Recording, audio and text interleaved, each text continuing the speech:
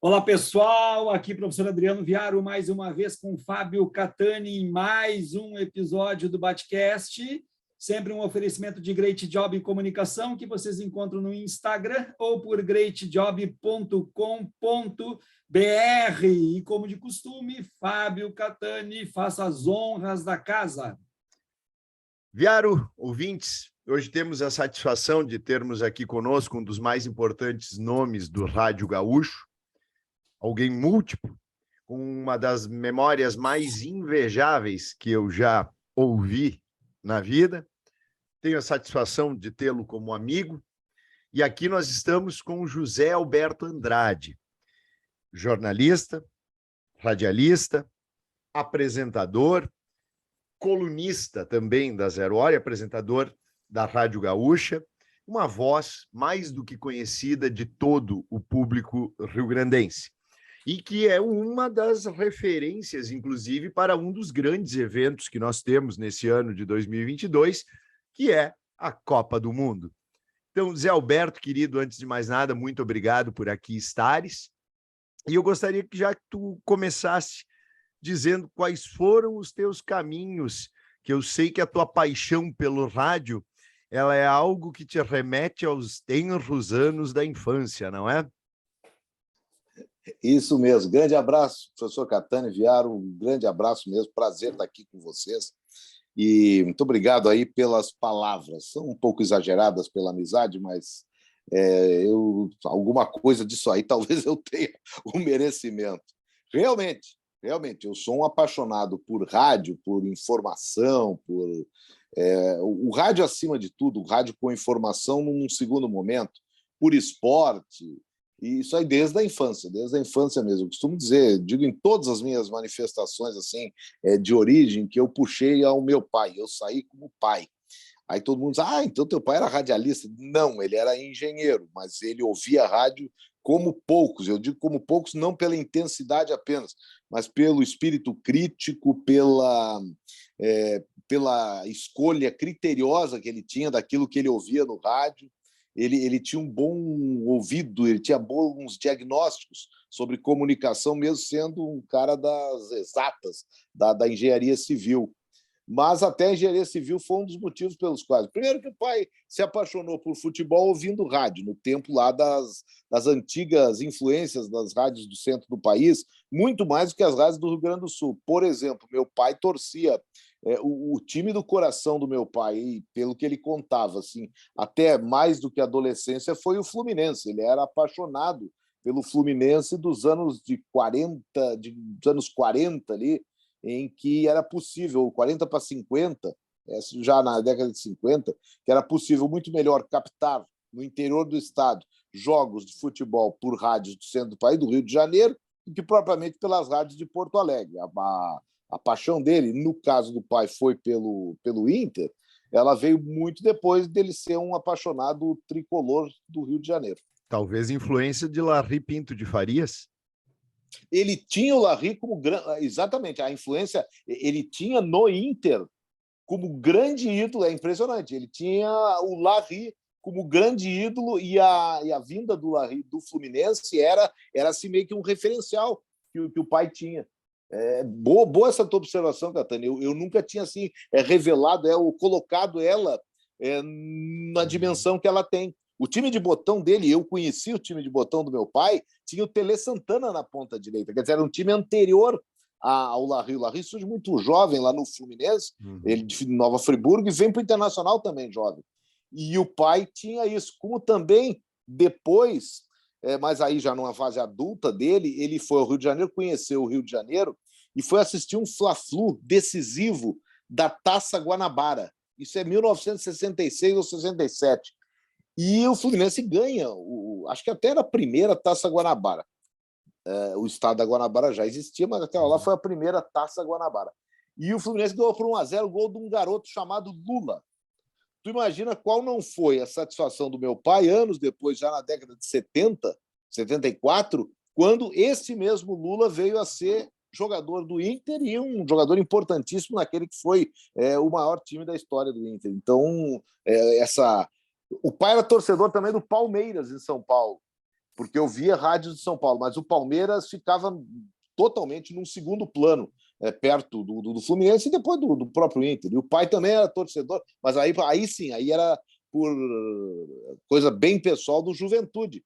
Porque quando na infância para a adolescência, ele fez o antigo ginásio em Caxias do Sul, interno no Colégio Nossa Senhora do Carmo. E os alunos do Carmo, os que queriam jogar futebol, os jovens, eles jogavam nos infantis juvenis do Juventude. Então, eu costumo dizer com muito orgulho que meu pai jogou no Juventude. Mas... tua... Opa, perdão, Viário, mas essa tua Não, paixão... mas eu acho que eu ia fazer a mesma pergunta que tu ia fazer. Eu tenho certeza, que é a sequência da trajetória dele, né? Exato. Aí é o seguinte, como ele era um apaixonado por rádio, e rádio com futebol, ele foi levando isso para a vida adulta dele. E aí casou, virou pai. E tem um momento que é muito emblemático, que é quando a minha família, no caso, o pai, a mãe, e eu, que era o mais velho, só tinha eu na família, eu tinha 3 anos e nós moramos depois de 2 anos em Santa Catarina, em Lages. E eram os anos em que estavam começando as competições nacionais, o torneio Roberto Gomes Pedrosa, incluindo times de Porto Alegre. E o pai ali, a primeira coisa que ele comprou para casa nova em Santa Catarina não foi armário, não foi cama, não foi cadeira nem mesa, foi um rádio, porque o dele de Porto Alegre não pegaria. Aí sim, as rádios de Porto Alegre lá em Santa Catarina. Então, ele comprou um rádio, depois é que ele foi pensar no resto. Bem como o primeiro acessório que ele comprou para o carro, o primeiro carro dele foi um rádio do carro. Não foi nem um pneu de estepe, não foi um macaco hidráulico, não foi. Ele comprou o rádio. E assim, em estradas, porque a gente fazia muito o circuito Rio Grande do Sul, Santa Catarina, numa época em que Santa Catarina era muito mais longe do que é hoje, né? Porque uma viagem era muito mais demorada, a gente passava ouvindo rádio. E aí, como as rádios não alcançavam todo o tempo, ele ia variando onde pegava determinada rádio. Por ali, eu ouvi muito em viagens e muito também na nossa casa. A televisão era uma coisa incipiente na época. A televisão primeiro que ela só começava a funcionar no início da tarde e fechava de noite. E o rádio não, o rádio já era quase 24 horas, ia pelo menos até a meia-noite.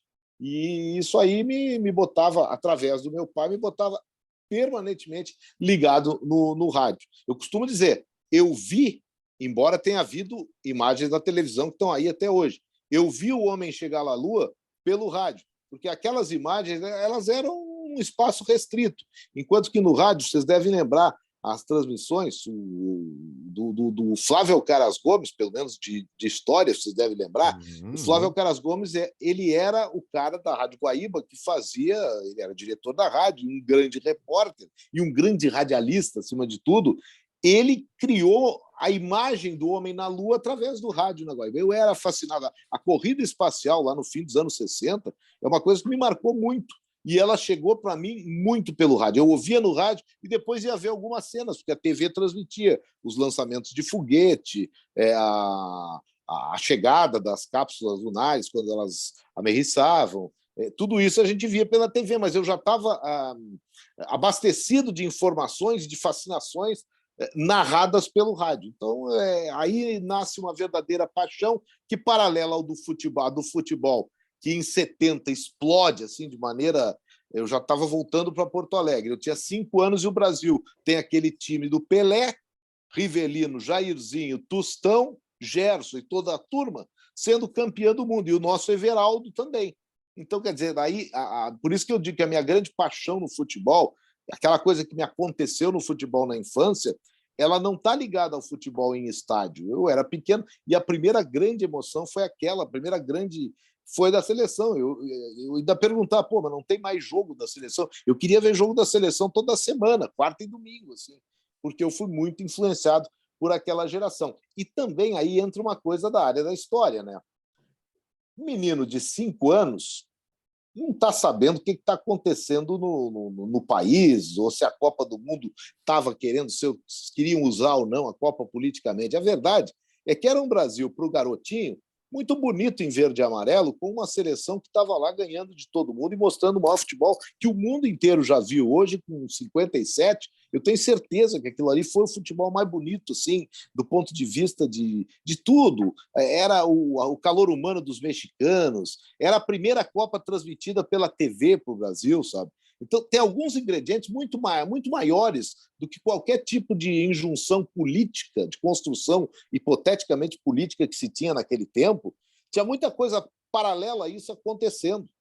Eu costumo dizer que, sentimentalmente, eu tive a mesma experiência que o meu pai e o meu avô, ao mesmo tempo, sentados na mesma sala. Eu com 5 anos, o meu avô com 70 e o meu pai, na época, com 45 para 50. Qual era essa emoção? Nós, pela primeira vez, estávamos vendo uma Copa do Mundo ao vivo com a seleção jogando. Tudo bem, ali não tinha nenhum que tinha ido na Copa de 50 nos Jogos ou de Porto Alegre ou que a seleção jogou em outras cidades do Brasil. Então, isso nunca mais vai acontecer. Não tem como 3 gerações ficarem agora no mesmo momento diante de uma mesma realidade. A coisa vai acontecendo em muito menos tempo, sabe? E aquilo ali aconteceu. Em 1970, literalmente aconteceu. Várias gerações tiveram a mesma experiência ao mesmo tempo de uma coisa que já era corriqueira.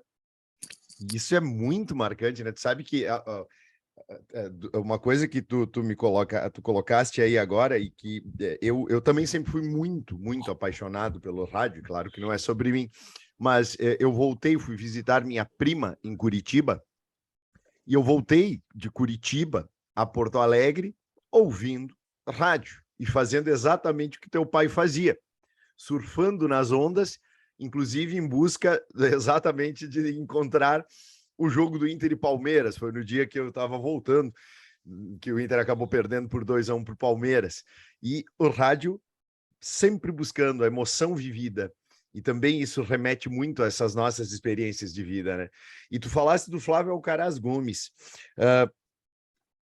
Tu começaste jovem, 1985, tu te formaste, né, Zé? Me corrija. Isso.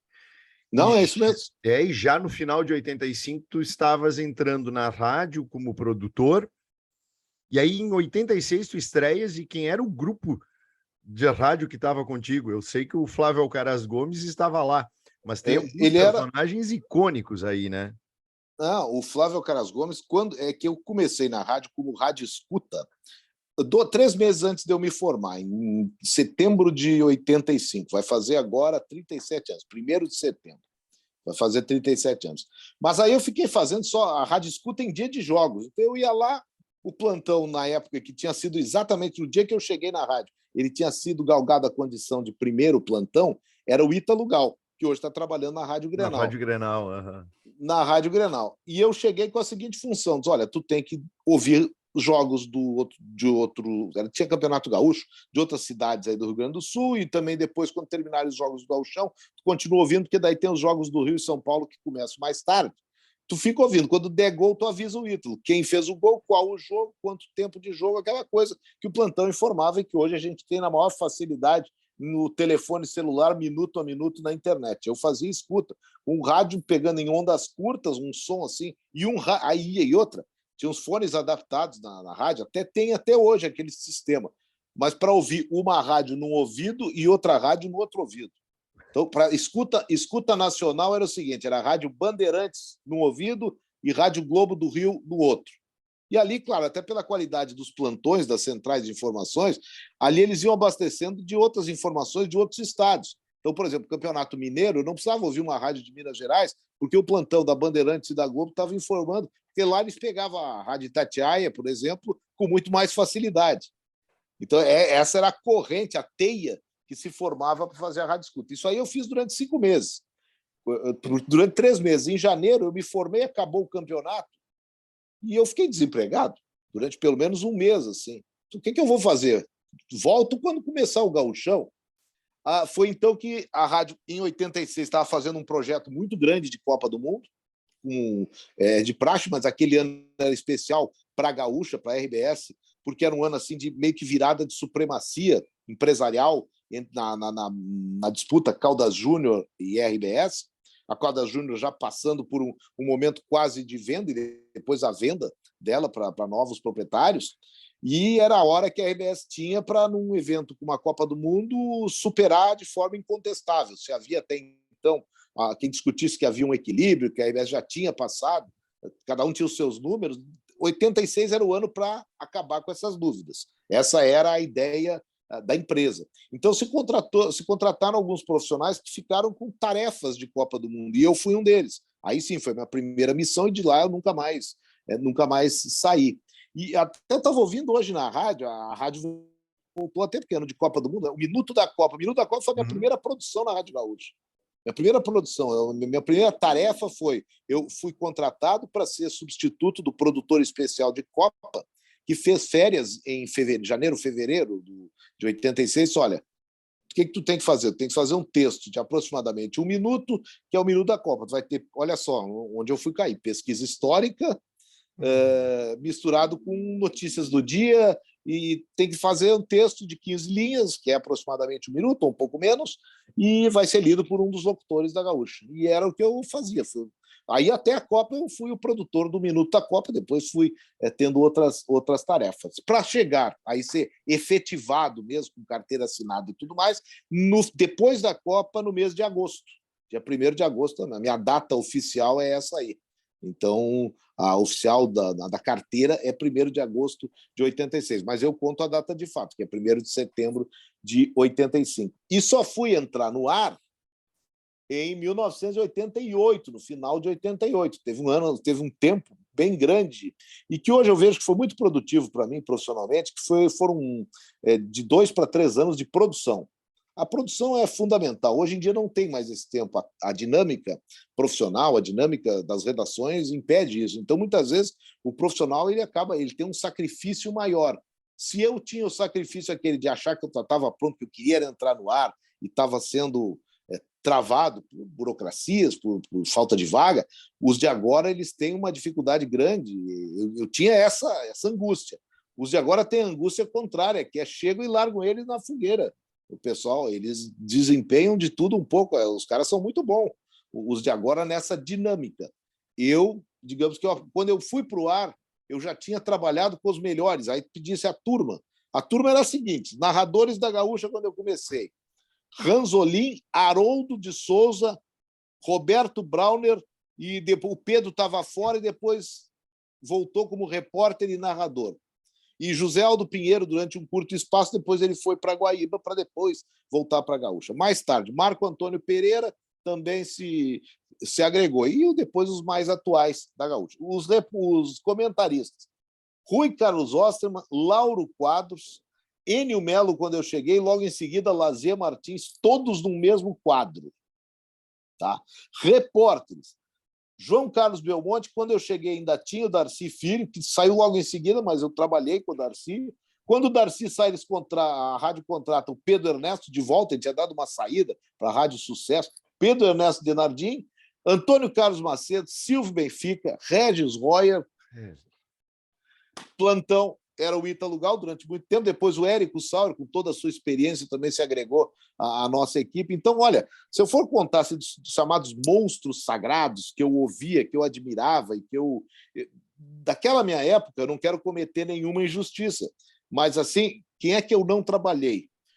Com o Antônio Augusto. Essa foi uma curiosidade. O Antônio Augusto saiu da Gaúcha e indiretamente a vaga que eu entrei para a Rádio Escuta era porque o Antônio Augusto tinha saído. E o Ítalo Gal, que virou plantão titular, o Ítalo Gal ele era assessor do Antônio Augusto. Então, eu peguei algumas tarefas que o Ítalo fazia. A saída do Antônio Augusto acabou abrindo a minha vaga. Eu nunca trabalhei com aquele que é o mais emblemático dos plantões no Rio Grande do Sul. Então, o Antônio Augusto é o que eu não trabalhei. Não trabalhei com o Milton Jung, que teve toda a sua trajetória ligada à Rádio Guaíba. Eu sempre trabalhei na Gaúcha, mas o admirava demais. Não trabalhei com o Edgar Schmidt por motivo semelhante. E com o Lupe Martins, que é um cara que eu admiro demais. Saudoso Lupe Martins. O Lupe Martins tinha um senso jornalístico na pergunta, na entrevista. A sagacidade do Lupe era uma coisa um pouco diferente naquela época. Hoje em dia ela é até bem... O Lupe hoje, com certeza, ele teria uma capacidade imensa de fazer um talk show, por exemplo, pela qualidade das suas perguntas, sabe? A perspicácia. Na hora. Muita. Zé, me diz uma coisa. Internet, redes sociais, novas mídias e o impacto na rádio. E o novo radialista que conhece o que foi o rádio só por história, não tem nem ideia do que foi. E aquele que está na rádio ainda e que é da época anterior. Resume para nós aí a tua percepção sobre isso. A minha percepção é, por mais que haja as diferenças, e tem muitas diferenças, esse processo é um processo que aconteceu, está acontecendo, e que lá na frente, provavelmente, eles vão passar por algum outro processo, eu já não vou estar mais aqui para viver. É que o rádio está fazendo 100 anos no Brasil. Aí tu chega, 100 anos? Cara, 100 anos eu conheci os pioneiros do rádio e trabalhei com alguns que eu posso considerar como tal. Porque tu diz assim, trabalhou com o Ranzolin, com o Lauro Quadros, com o Rui Carlos Ottman, esses caras, eles são... eu não trabalhei diretamente assim, mas eu trabalhei com o Cândido Norberto, e o próprio Flávio Alcaraz Gomes, ele era diretor da rádio quando eu entrei, mas quando eu fui contratado já não era mais o Flávio, mas ele ainda estava lá. Mendes Ribeiro, esses caras, eles foram meio que criadores do modelo do rádio, não do rádio, o aparelho, mas do modelo de rádio que a Gaúcha faz, que eu sempre trabalhei, eles foram criadores, eles não têm 100 anos de rádio. O rádio, o conteúdo de rádio que eu trabalho hoje, ele tem a idade aqui, vamos balizar pela Rádio Guaíba, mas tem mais até um pouco, mas aqui a Rádio Guaíba é a grande escola do radiojornalismo, é a grande marca 1957. Então eles tinham sido criadores. Eu já me considero fazendo parte de uma geração que trabalhou com esses criadores e bebendo muito ainda da fonte dos primeiros, sabe? Então eu tenho muito isso aí. Eu não posso... O que está acontecendo agora é apenas uma revolução que vai acontecer. Os criadores estão cada vez mais distantes. Nós estamos numa fase intermediária. E que ali na frente, a próxima geração vai estar achando que a minha geração, que a geração que está aqui, ela era de referências.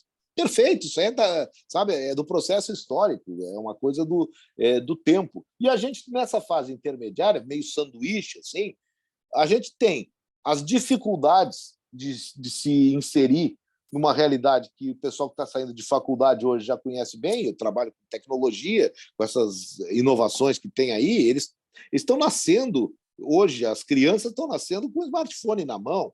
Eu sou ainda da coisa lúdica, da coisa artesanal, dentro do que é considerado, mas artesanal mesmo era o que faziam lá na década de 50. Eu peguei um híbrido, eu peguei a certeza, olha, o rádio está evoluindo. Para mim, a maior transformação do rádio que eu vivi foi o telefone celular, talvez mais até que a internet.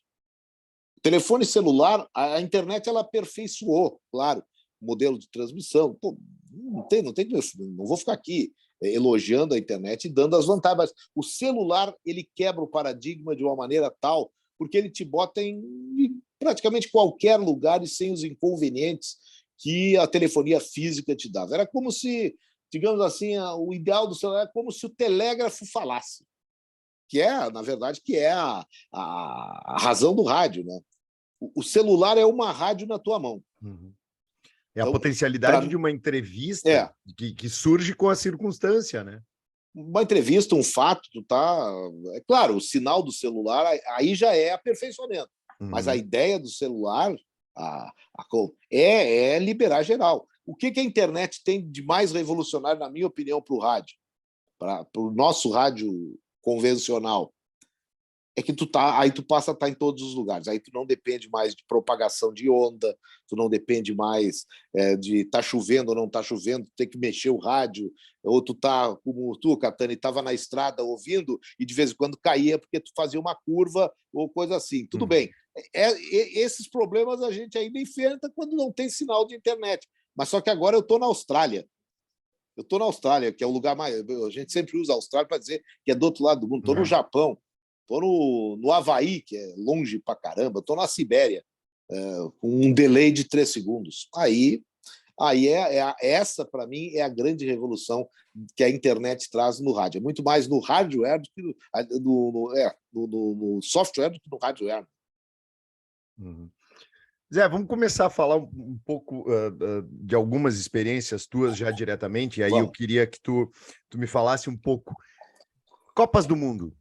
Porque eu percebo assim que tu és uma das criaturas mais efetivamente empolgadas com a Copa do Mundo. Dá para sentir na vibração da tua voz isso. Tu realmente gosta de viver esse ambiente, gosta de estar presente. Até a tua entrada na rádio, ela já se estabeleceu em torno de uma Copa do Mundo, em 1986, e tu estás indo, portanto, 86, 90, 94, 98, 2002, 2006, 2010, 2014, 18, 10ª Copa do Mundo. Para te ver como é, a tua leitura, ela é o que às vezes eu fico pensando, será que eu consegui me exprimir da maneira que eu gostaria para mostrar exatamente isso que tu falasse? E a empolgação é tanta, Catani, que dessas 10 Copas que tu falasse aí, 86, 90, 94, 98, 4, meu endereço era Avenida Ipiranga 1075. Eu trabalhei aqui no Brasil. A primeira Copa que eu vou é 2002. Como fosse pé quente, hein? Não, e só assisti um jogo. Só assisti a final. Só fui num jogo.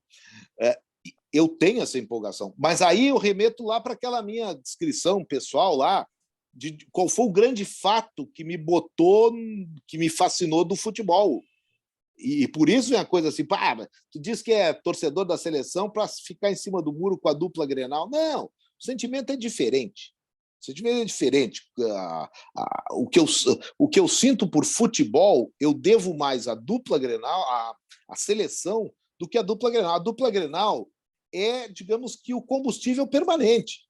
É aquele que me acompanhou no colégio, ora sendo flauteado, ora flauteando, e que depois, até mesmo no fim do colégio, eu não tinha mais flauta, porque eu estava meio... Não era nem por causa da profissão que eu tinha já escolhido, já antecipadamente, mas eu gostava de fazer festa, de gozar. Eu chegava em toda segunda-feira, o que mais dava prazer era tocar uma flauta em quem estava na pior. Fosse colorado, fosse gremista, eu sempre fui assim. Sempre fui assim, mesmo que lá atrás tivesse lá um clube que era aquele que eu mais ia a jogo. Aliás, eu ia a jogo dos dois também. E não é uma coisa inconsciente ou preparada. Eu ia, porque eu gosto de futebol. Gosto de futebol. Gostava demais de ir a estádio. Hoje em dia, não sei se eu iria a estádio. Eu pegava o mesmo ônibus. Eu costumo dizer, eu pegava o mesmo ônibus. Eu pegava o T2 ali, no nosso querido T2, que vinha lá da Zona Norte, subia toda a Dom Pedro II, aí passava ali pelo Jardim pela Aparício Borges ali, descia, pegava Aparício Borges, ia por trás, aí passava na Paulina Zurenha, era uma maravilha naquela época, não tinha problema nenhum. Passava na Paulina Zurenha e depois descia na Cascatinha, atrás do Olímpico. Quando era jogo do Grêmio, era ali que eu descia. Seguindo adiante, o T2 me deixava na esquina do Mãe de Deus, ali, do Hospital Mãe de Deus, era o fim da linha do T2, eu ia para o jogo do Inter.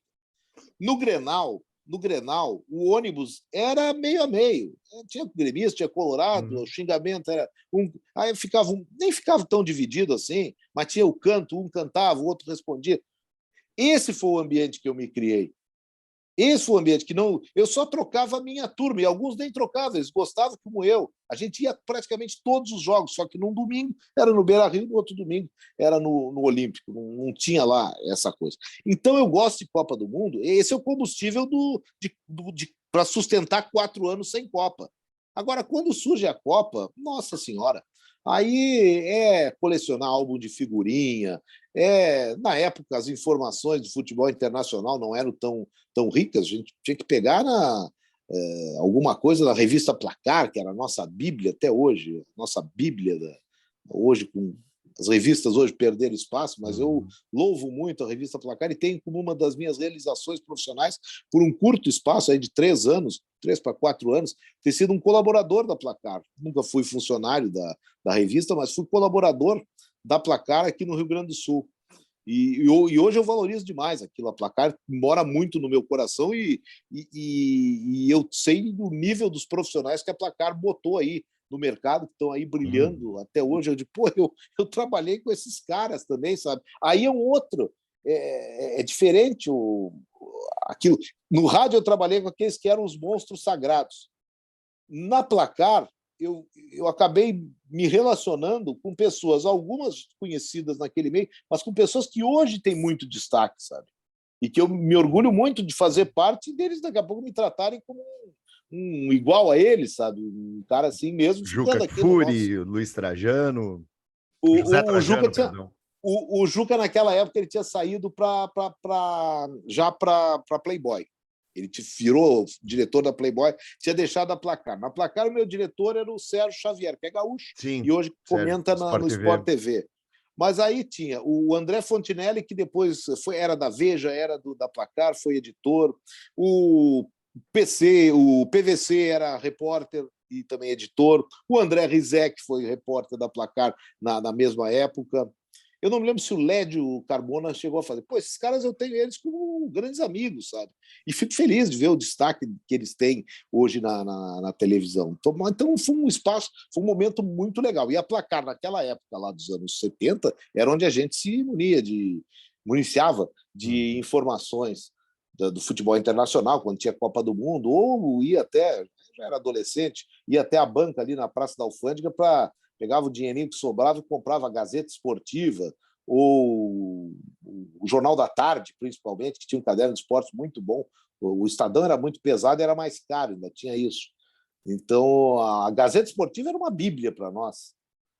E aí, assim, a gente ia se informar. Copa do Mundo, e aí veio, por exemplo, tem a Copa de 70, eu tinha 5 anos. A de 74, a novidade da de 74 é aquela colorida na televisão, né? Já tinha TV colorida em casa. E o Brasil perdeu para a Holanda. Foi a primeira vez que eu chorei por causa de futebol. Hoje em dia eu vejo que aquele meu choro era absurdo, porque perder para a Holanda não podia merecer choro, sabe? Mas eu chorei porque eu não sabia o que era ver a seleção perder. Eu tinha visto a seleção ser campeã da Copa do Mundo do jeito que foi em 70, e em 72, por força do Sesc Centenário da Independência, o governo, a CBD na época, eles montaram uma Copa do Mundo no Brasil. O Avelange queria ser presidente da FIFA, ele montou uma mini-copa no Brasil, que é um negócio que foi muito pouco falado nesse ano de agora, porque estão fazendo 50 anos. A mini-copa foi uma coisa inimaginável para os dias de hoje. Eram 22 seleções aqui no Brasil, num modelo como o da Copa do Mundo, com chaves, com quartas de final, com decisões, e veio países até bem significativos. Tinha jogo da França, a Espanha teve aqui, Portugal teve aqui, Uruguai e Argentina, o Brasil, lógico, né, que foi campeão jogando contra Portugal. Sabe, foi um negócio e a gente tem pouca coisa hoje, tem pouca imagem, os jornais da época também não fazem muito, existe meio que um esquecimento em função da vinculação com o regime político da época, mas foi uma coisa espetacular que aconteceu aqui no Brasil e que foi o que motivou o célebre jogo do Brasil com o Rio Grande do Sul, porque o Everaldo, todo mundo contou essa história agora, mas tem algumas sutilezas que vale a pena reforçar. O Everaldo, ele não foi...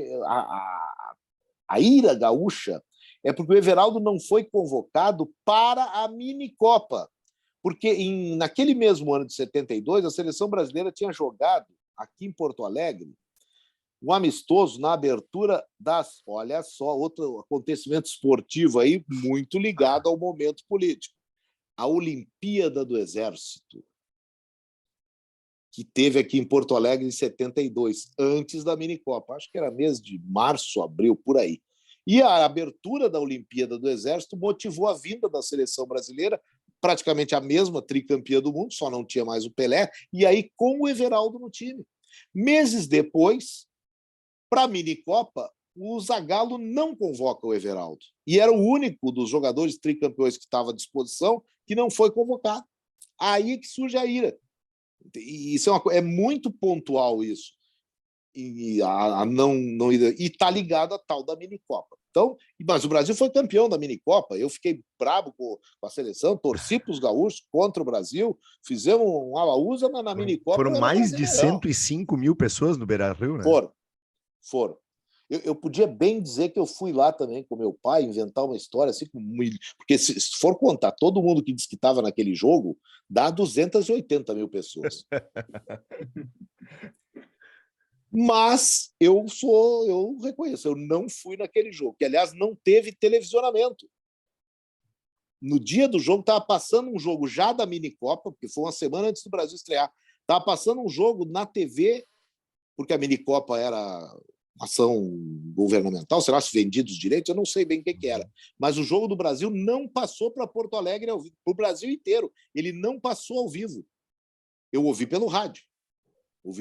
Pela narração, na época, da Guaíba, do Pedro Carneiro Pereira, porque a Gaúcha, naquela época, estava sem departamento de esportes.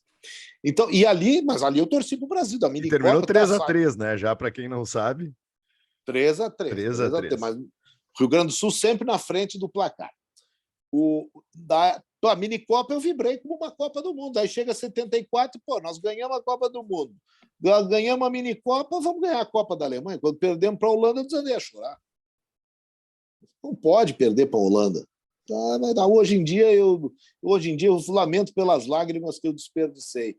O Brasil não é que merecesse, mas a Holanda era melhor que eu chorei em 82. É verdade. Eu chorei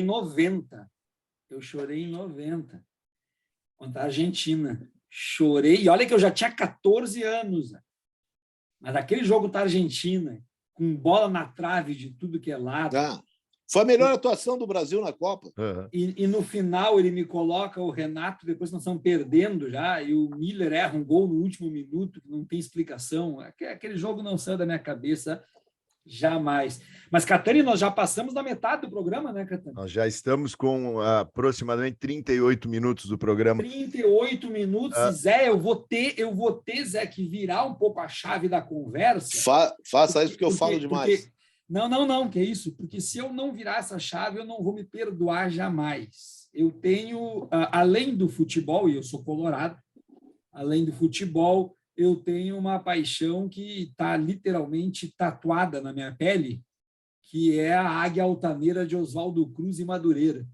Que eu trago no meu antebraço, né? Que eu trago no meu antebraço, porque eu sou um portelense inveterado desde que eu me conheço por gente.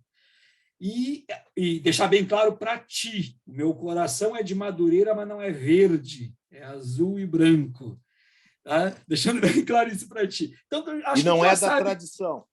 E não é da tradição. Então, acho que tu já sabe onde é que eu quero chegar com esse tipo de assunto, com esse tipo de pauta. Aqui no Batcast, a gente já teve a oportunidade de conversar com algumas pessoas do mundo do rádio. Nós já conversamos com o Juremir Machado, nós já conversamos com o Nando Gross, nós já conversamos com o Lauro Quadros, que eu tive que me segurar para não chorar na entrevista. Renata de Medeiros. É algo impressionante. Conversamos com a Renatinha de Medeiros e conversamos com o Cláudio Brito. Esse é o meu padrinho. Esse do rádio. E eu falei para o Catani hoje, na nossa reunião pré-pauta, eu disse para o Catani, eu vou ter que falar com o Zé Alberto sobre a Sapucaí, sobre o universo do carnaval, que é uma coisa que mexe muito comigo. Zé, eu vivo aqui e vivo lá, e agora estou me preparando para me mudar para lá em definitivo, né? Porque vou juntar as escovas de dente para parar de ir para São Leopoldo e Rio de Janeiro toda hora, porque ela mora lá e eu moro em São Leopoldo, né? Então, eu estou indo definitivamente. Zé, Sapucaí, carnaval, a minha Portela, fala o que tu quiser. Quero te dizer o seguinte, fiquei sabendo lá de um amigo meu lá do Rio, que tem um sobrado para alugar, mas o cara vende, na rua Clara Nunes, lá no Rio. Olha aí, olha. Na quadra. Do lado. Cara, o carnaval, eu acho que é o lugar perfeito para eu falar de carnaval, é nesse podcast.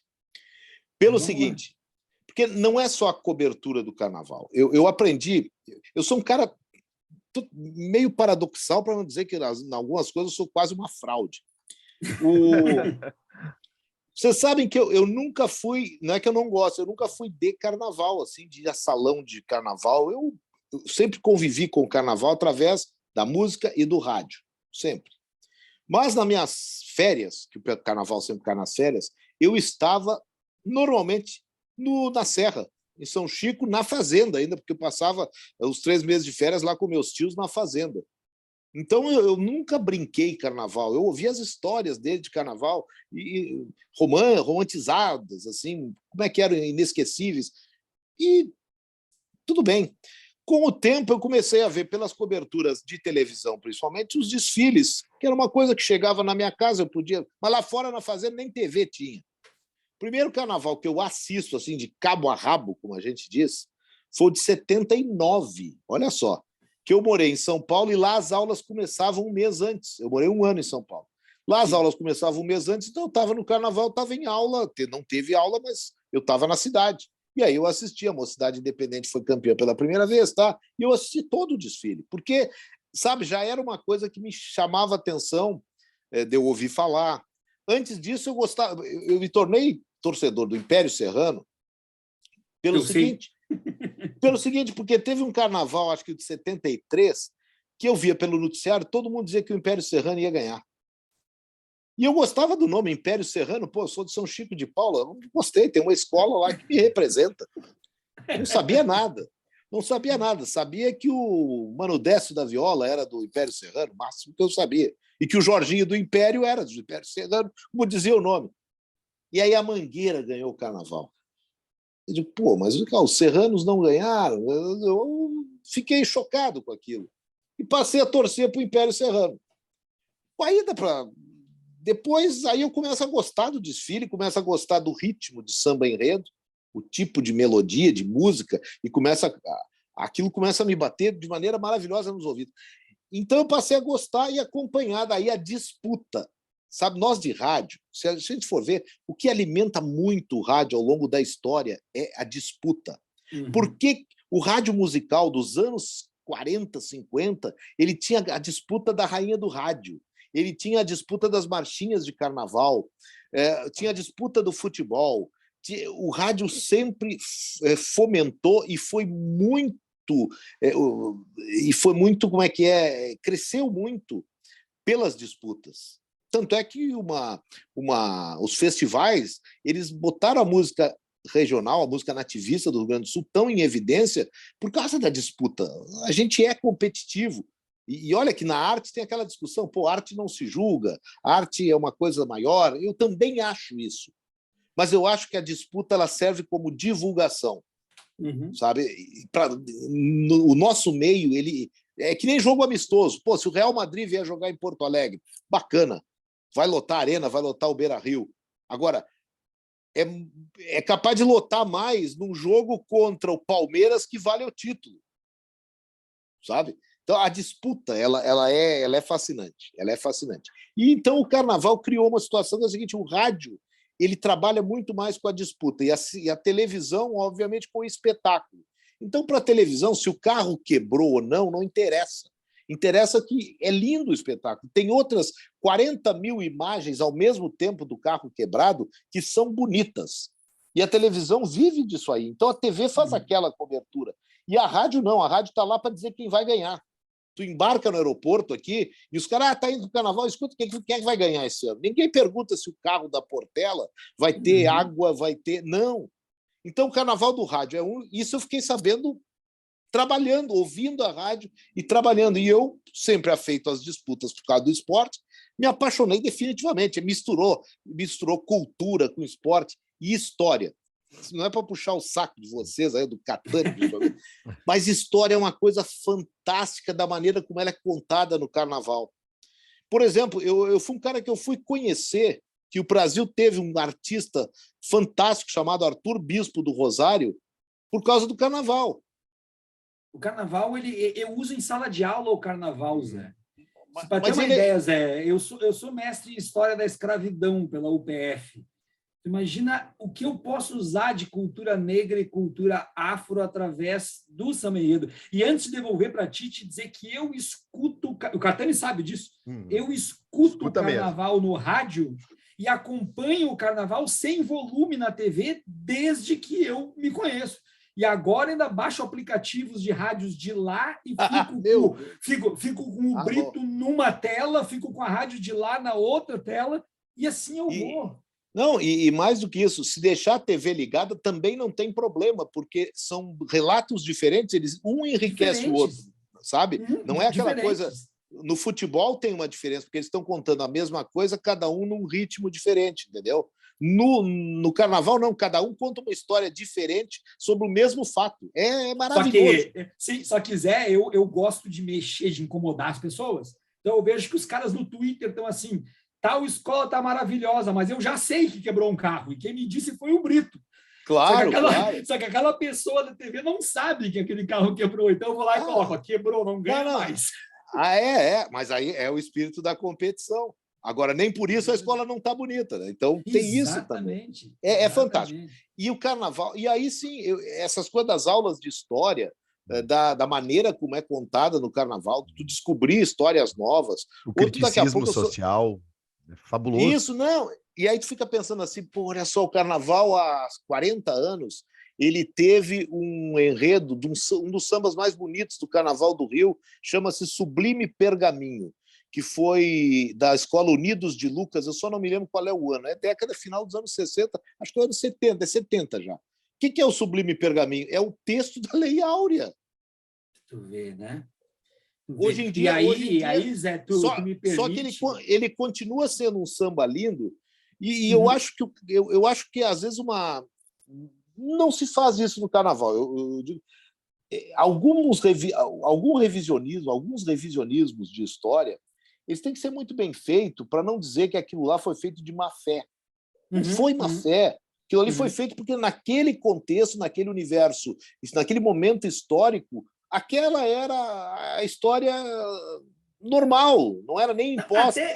Até porque, Zé, senão a gente vai dizer que nos anos 50, quando a Mangueira ganhou com Monteiro Lobato, e nos anos 90, que a Imperadores do Samba ganhou com Monteiro Lobato, então que não podia, porque depois revelaram as cartas do Monteiro Lobato, dizendo que ele apoiava o nazismo, o racismo e tudo mais.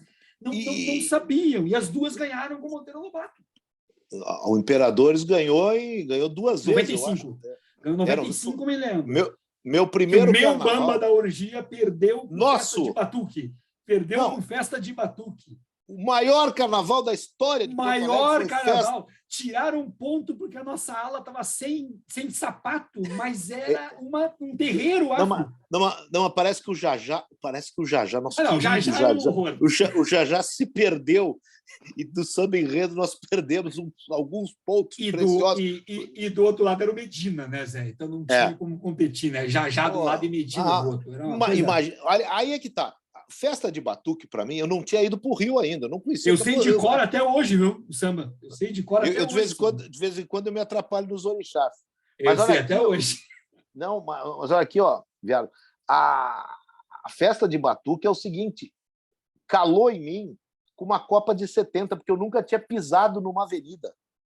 E em 95 eu não fui para o Rio, e mais do que isso, o Cláudio Brito me fez essa. Eu era âncora da Gaúcha, sem ter pisado na avenida uma única vez, virei âncora na transmissão da Gaúcha, e o Cláudio Brito, esse desfile era na terça-feira, ele não voltou do Rio.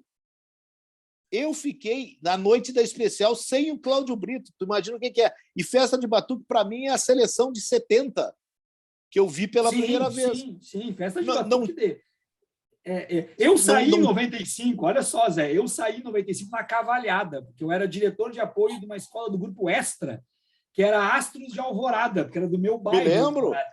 Então, eu saí na Astros, e depois fui direto no outro dia para a especial. Mas a outra coisa que eu queria te dizer, Zé, olha as contradições do carnaval. Em 88, o tema único, se eu não me engano, é a abolição da escravatura. 88, exatamente. A Mangueira ganha com aquele samba maravilhoso. Não, a Vila Isabel. Não, a Vila Isabel ganha com o Kizomba, né?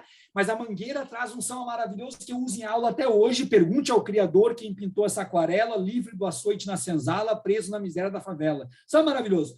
Em 89, um ano depois, o tema único da Proclamação da República. Quem é que ganha? Imperatriz Leopoldinense. O que eu quero te dizer? Com liberdade e liberdade. O que eu quero te dizer? É que em 88, a Mangueira mete o pau na Princesa Isabel e na libertação mal feita dos escravos. Em 89, a princesa é exaltada no samba da Imperatriz. Não, mas então vou te dizer uma outra, para ver como o carnaval é maluco, maluco demais. Passaram-se os anos, e em determinado ano, que eu já estava no carnaval, a Mangueira tem um refrão espetacular. Sonhou, eu não me lembro qual era o enredo, mas o refrão eu me lembro. Sonhou realidade, uma dádiva do céu, vira o Morro da Mangueira, samba de porta-bandeira, a Princesa Isabel já voltou. Na própria Mangueira que havia criticado. É que aí é que está. Eu acho que a crítica ela não pessoaliza também. Coitada da Não, princesa. A princesa não. estava lá. Ela Ela era vem, quem estava lá. ela vem no contexto, e num é a abolição, na outra é a proclamação da República, já não é a protagonista. Não, Catani, eu como te não, devolvo a pauta, Catani, porque e senão a gente vai eu estourar o como horário. não, e eu como não tenho, o Catani e Viário, como eu não tenho esse compromisso histórico que vocês têm, eu digo o seguinte, que eu vejo alguns pelos em alguns ovos que são colocados na nossa história. Claro que tem coisas que são feitas assim, que tem a segunda intenção, ou que tem o próprio caso da abolição. É claro, são claros hoje como é que são, como é que foi o processo, que não é aquele romance bonito que se disse ali.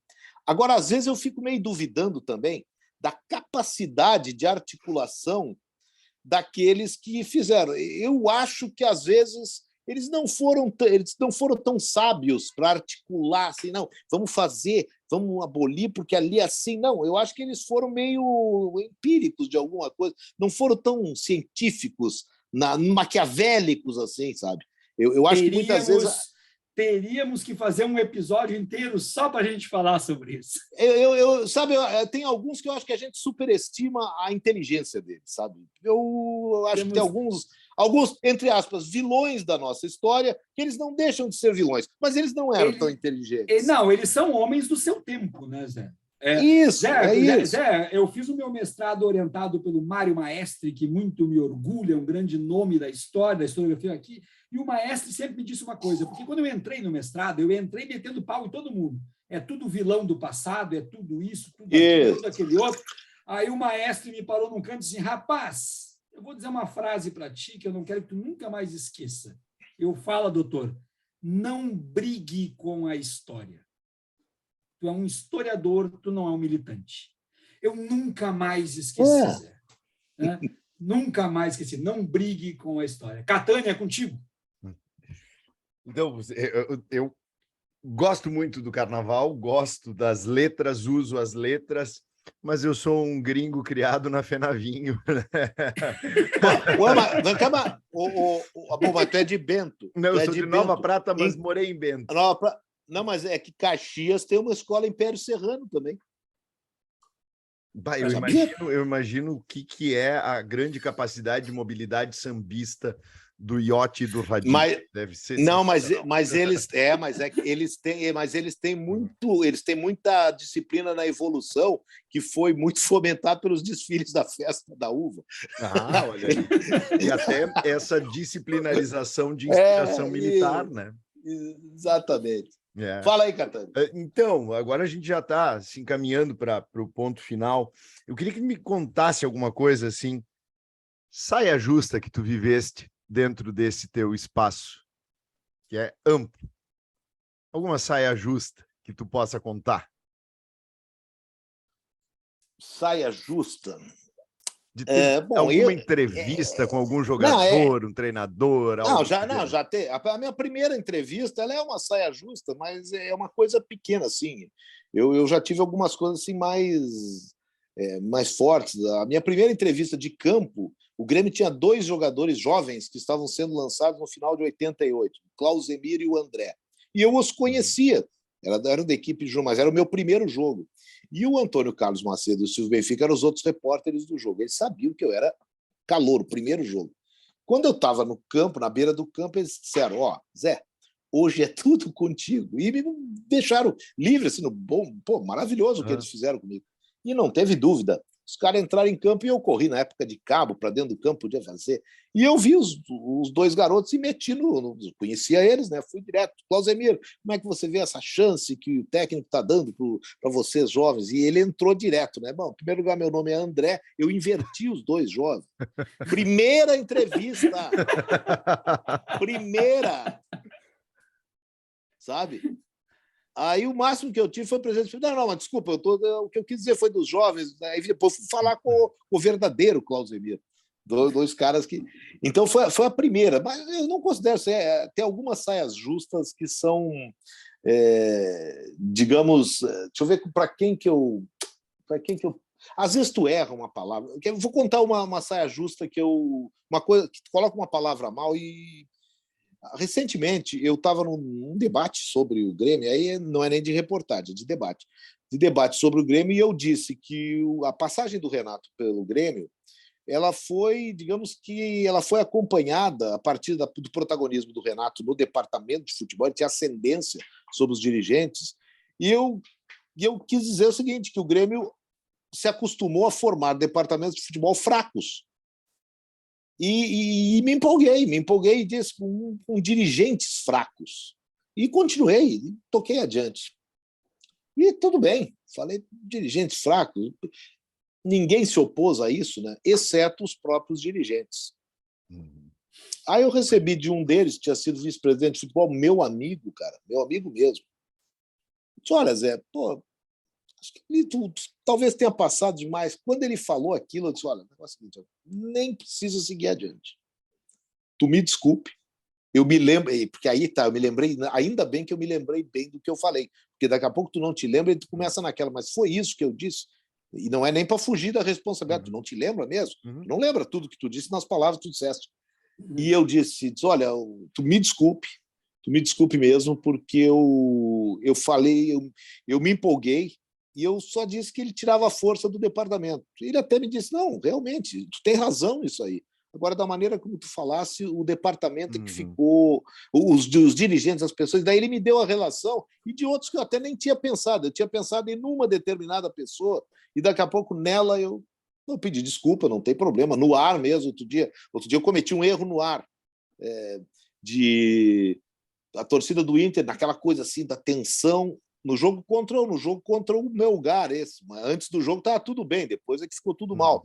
Aí no jogo, quando a torcida do Gabriel é chamado, todo mundo vai aplaudido, o Gabriel foi chamado e a torcida, eu digo, olha, impressionante, o Gabriel tomou uma vaia que eu não entendi. E alguém lá no fundo falou, o Gabriel, conhecido como Rufi, digo, para tudo. Deletem o que eu acabei de dizer, o que a torcida fez foi fazer o grito do Ruf, do cão protetor, do Pitbull. Mas foi assim em cima da hora. Quem ouviu, as redes sociais hoje, elas não perdoam, sabe? Elas não têm aquela... Pedir desculpa é uma coisa que... Até porque eu acho, pedir desculpa é a coisa mais fácil que existe. Se arrepender é que é o detalhe. Se a pessoa pedir desculpa, eu posso pedir a qualquer momento. Agora, eu me arrepender é que é o importante. E eu me arrependi, óbvio. Eu tenho horror quando eu cometo erros, por menores que sejam. Então, eu coloco isso como sendo saia justa, que é o que eu me lembrei aqui na hora. Mas já teve muita coisa assim. Quando eu fiz a minha primeira matéria para Placar, foi incluído era uma matéria, olha só, a primeira matéria que me deram. Tinha uma acusação de estupro para o Enciso, aquele ex-volante do Inter. Lembro desse fato. E a Placar, na época, me pediu, olha, nós queremos que tu ouça a vítima. E eu fui lá, ouvi a vítima, deu depoimento, e eu fiz a matéria, e até aí não causou nenhum problema. O detalhe é que a editoria, e aí era em São Paulo, e eu não estou fugindo aqui a minha responsabilidade, porque a matéria estava assinada por mim, botou o que a gente chama de um box, com outros casos que o Brasil já tinha tido, inclusive o caso... Isso, botou essas coisas assim, tudo que era caso que tinha tido, ou vários casos. Só que tinha um caso aqui que eles forçaram a barra demais aqui no Rio Grande do Sul com um determinado ex-jogador. Não tinha aquilo, não era daquele jeito, sabe? A editoria, e não me falaram que colocariam aquilo, até porque eu tinha dados históricos que podiam colocar a coisa mais dentro do que era a realidade. Falaram, inclusive, da época, o Renato tinha tido, a Carol já era nascida, o Renato tinha tido a filha e tal. Não precisava ser um escândalo, mas um dos que colocaram ali era um personagem conhecido, já o caso era muito passado. Quando eu li aquilo, nem li.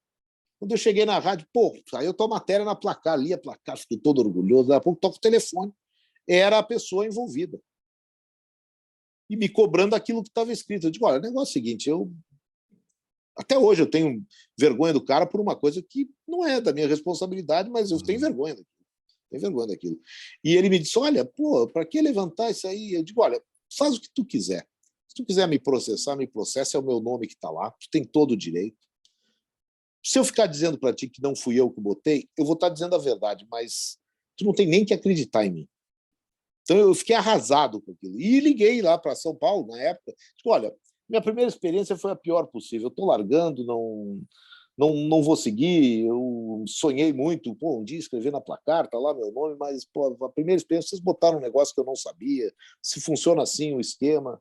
Aí o editor lá disse, não, Zé, fica tranquilo, isso aí não é a primeira vez que acontece, a gente também reconhece, nós vamos tentar falar com o cara, ver o que dá para reparar, vamos falar do teu lado. Não sei, deixa assim, deixa... foi reparado, eu não parei de trabalhar, eles me pediram desculpas, mas ali eu não estava querendo desculpa, estava querendo botar a cara no armário e ficar lá sem que o personagem lá me visse. E tenho até hoje constrangimento com ele, numa coisa que eu não vi, já nos encontramos, já falamos, mas até hoje eu tenho lá meus constrangimentos. E a última, porque nós já estamos esgotando, mas eu adoraria falar mais 2 horas contigo. A entrevista mais marcante, ou talvez personagem que mais te emocionou, que te fez sentir assim, puxa vida, que bom que eu escolhi isso. Quem é que assim mais te emocionou ao entrevistar? Cara, eu imagino futebol, que seja um Pelé da vida, algo assim, né? Não, essa é a entrevista que eu nunca fiz e que eu sou frustrado por nunca ter feito. Eu já entrevistei o Pelé, assim, fiz uma entrevista, estragou o microfone, a entrevista não foi para o ar. Eu pedi as fotos do momento, eu tenho as fotos, aparece o segurança na minha frente, só o Pelé, eu não apareço. Então, é a entrevista que é o Pelé é meu maior ídolo. Pô. Já participei de coletiva com o Pelé, mas não tem uma foto, assim, um documento que diga que eu entrevistei o Pelé. Mas não é o Pelé. A entrevista, assim, e não foi assim emocionante, mas que eu me orgulho da maneira como aconteceu. E não é nem do futebol. Não é nem do futebol. É a entrevista que eu fiz na eleição em 1980 e 90 não sei se é 94, acho que é 94, acho que é 94, com o ex-governador Leonel Brizola. Centenário dele esse ano. Pois é, eu não sou brizolista, nunca fui, sabe? Eu não tenho nenhum tipo de engajamento político com o Brizola. Se um dia votei nele, não tem nada a ver com... Outras vezes votei contra ele, não tem assim nada de... Mas eu reconheço ele como uma grande figura do país. Eu sou um cara que, por mais que eu discorde ou concorde com líderes políticos e do tamanho de um Brizola, eu reconheço neles verdadeiros líderes, sabe? Mesmo aqueles que eu mais discordo, eu tenho essa reverência, eu tenho esse tamanho dessas pessoas que são, e não me constranjo se eu tiver que entrevistá-los. Não me constranjo mesmo. Vou fazer as perguntas que a mim são, que eu julgo necessárias. E o Brizola, eu estava no Rio para fazer a cobertura da eleição. A eleição, para nós, não tinha nenhum... Ela não tinha nenhum ingrediente no Rio de Janeiro. O Brizola não era nem candidato, ele era só o grande líder. E que aqui no Rio Grande do Sul exercia uma influência. E eu fui no comitê lá do candidato do Brizola e cheguei lá e ele já tinha saído. Eu o único cara que eu tenho que ouvir no Rio é o Brizola. Se eu não ouvir o Brizola, o resto não adianta. E aí eu fui para a casa dele e, através de assessores gaúchos que ele tinha, eu digo, olha, eu sou da Rádio Gaúcha, eu queria falar com o Brizola. Vi que ele não pôde... Ele saiu antes, eu cheguei depois, estou atrasado, mas se eu puder ganhar boa tarde dele, para pelo menos justificar que eu estou aqui no Rio, eu gostaria de ouvi-lo. Aí nós vamos ver. Tomei um chá de banco ali em Copacabana de mais ou menos umas 2 horas, sem que houvesse o sim ou o não. Mas eu estava de boa. O que adianta? Se não vi ele, não vou ouvir ninguém. Vou voltar para o hotel e dar os resultados da eleição aqui. E dali a pouco veio os assessores e me disseram, não, ele vai falar contigo, mas a única exigência que ele tem é que seja uma entrevista ao vivo. Eu digo, olha, de minha parte não tem problema, porque eu nem estava pensando em fazer algo gravado. Acho meio um momento como esse, a rádio não está botando gravação no ar, está tudo ao vivo, era o dia da eleição, não era da apuração, tem todo um regramento, eu tenho que avisar a minha editoria, porque tem que fazer contraponto, tem que botar o Brizola, mas daqui a pouco alguém que é de uma opinião divergente para fazer tudo ok. E liguei para Porto Alegre, o Brizola vai me atender. E aí, mas tem que conseguir alguém que não pode gravar de novo. Não vou gravar, acabei de me comprometer, como é que eu vou gravar? Então, vou para o hotel. Aí o pessoal, não, mas tudo bem. Aí fiz a entrevista com o Brizola. Claro, foram 3 perguntas, né? Meia hora de entrevista, 3 perguntas. E agora eu me senti diante de um cara que movimentava, era exclusiva, também tem isso. Eu já participei de outras coletivas com grandes líderes já do esporte e fora do esporte. O Carnaval me proporcionou coisas que eu jamais imaginei como personagens de entrevistar, mas naquele ambiente. Agora, numa eleição, houve um líder do tamanho do Brizola e exclusivo, e no hall do edifício dele, eu me senti muito honrado por aquilo, sabe?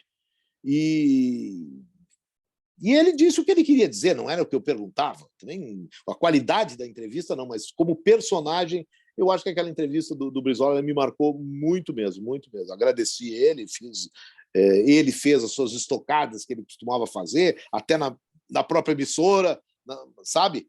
Mas de surpresa, eu saí da casa do Brizola, desliguei o telefone, fui para o hotel, agora vou esperar o resultado e digo aqui quem ganhou. Não estava feita a minha viagem ao Rio de Janeiro. Bom, eu agradeço a tua presença. Para mim, uma satisfação enorme poder voltar a falar contigo. Muito feliz por aqui. E passo para o Viaro fazer as despedidas da casa, já que as honras iniciais foram minhas.